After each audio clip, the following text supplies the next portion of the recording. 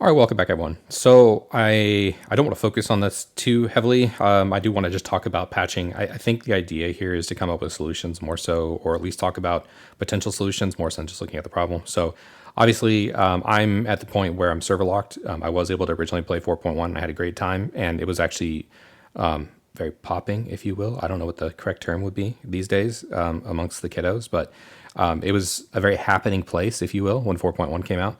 So that was very positive, and we had tons of people on our Oregon that were ready to play the event, and we did get a chance to do the event. We were able to take over one of the particular cycles. We tried another one, but we had PvP going on, and we just couldn't quite manage both of them at the same time, so we were too greedy. So we decided just to focus on the one, and we kind of wrapped it up from there because it was getting late. So entities here are not loading. They stop at about 40K-ish. I've had this server go up to about 80K, but then it just dies, and then you get to this like server locked. Thanks for playing, but no thank you. And so at this point, I'm just server locked. I'm not able to change my server. So I can flip this between US and EU by going into Arena Commander, but all that being said, it's scuffed. So let's take a look at some of the potential solutions that it could be. I've kind of discussed this days before the patch came out, but I'm just not a big fan of the release cycle that CIG chooses. And I think it's time to dive into that a bit, given that we are having such issues with 4.1. So it's no surprise that the server status is degraded. So if you're looking at the launcher, you're able to see that the server stability is a bit of a mess, right? So if you go to your launcher, you go to status, and you're going to see that it's degraded. So that's no bueno. And I just wanted to dive into that a little bit, and again, make this a pretty quick video, but it's not uncommon for the industry where Microsoft had kind of started this with a patching Tuesday. And what's the point of that? Monday is Monday. Everyone makes a joke about Monday because it is a Monday, and it gives you a chance to kind of catch up on things on a Monday. That's fine. However, with a Tuesday, it gives you, middle of the week, towards the end of the week, to actually really dive into it. So no matter what they do with PTU or ET, whatever it may be, if Avocado testing, you'll never get the full ability to. I mean, they can see the numbers, so people were playing it for sure. I don't want to, degrade that potential number that they can probably see that I can't see. But there is a big difference between releasing something early in the week to the wider audience versus releasing at the end of the week and saying, kind of throwing the middle finger at everybody, because once it degrades down, then you're just scuffed, right? And so they could tell us that, globally they have a bunch of people that can meet this time zone and that everyone's working in the office. No one's going to buy it, right? So, and they shouldn't be working on weekends anyways. If they can avoid it. I mean, sure, they should have a skeleton crew, or they could, and I think that'd be a good idea. As a pledger, I appreciate that, and I appreciate this game. I'm trying to get positive enough feedback and solution here to actually be a workable solution, and not just hound on the project as if like this is just unsavable. What I'm trying to get across here, there really is it. Tuesday or latest by end of day Wednesday needs to be probably where the patching cycle lands. And if it's not ready, it needs to wait till the next week. And we just need to push that. I think that's one of those things that really needs to be pushed. You can see the letter from the chairman's up here. Stability is mentioned 5 times.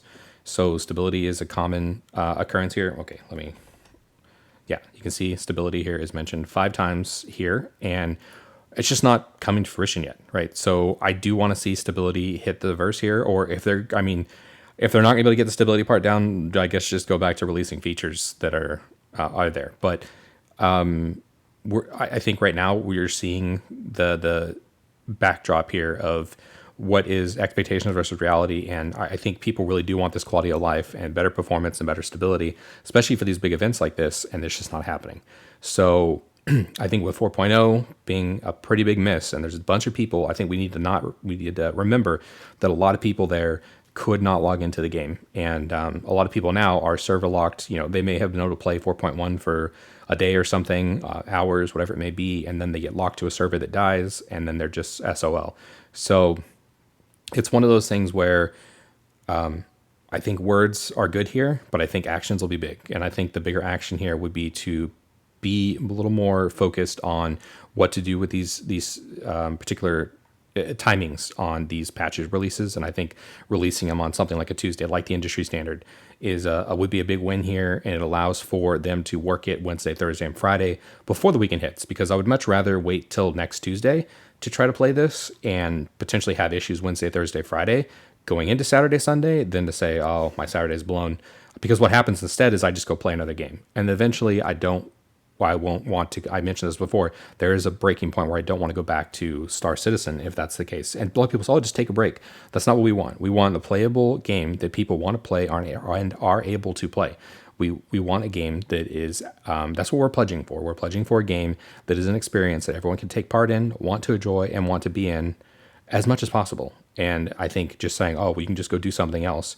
That's what happens currently in the market, where a lot of people just go do something else and they never come back to the. That's what you're seeing. Ubisoft is everyone else is going to do something else besides Ubisoft, and Ubisoft is now paying for it. So the idea that you just need to go do something else is not a winning strategy. That is a strategy of failure. So again, I want to see this game succeed, and I think picking the right strategies around just simple things like patching cycles and again, in this case, the stability thing, I do think the stability can be there. I want to make sure that we're calling out those issues, especially since it's an alpha. I mean, if this was a live game, then it would be maybe a different conversation. But generally speaking, this is still, again, I still see alpha as meant to have feedback. They're getting leeway by the fact that they're still in alpha, but I think they're also open to more criticism and open to more feedback because they're in alpha state.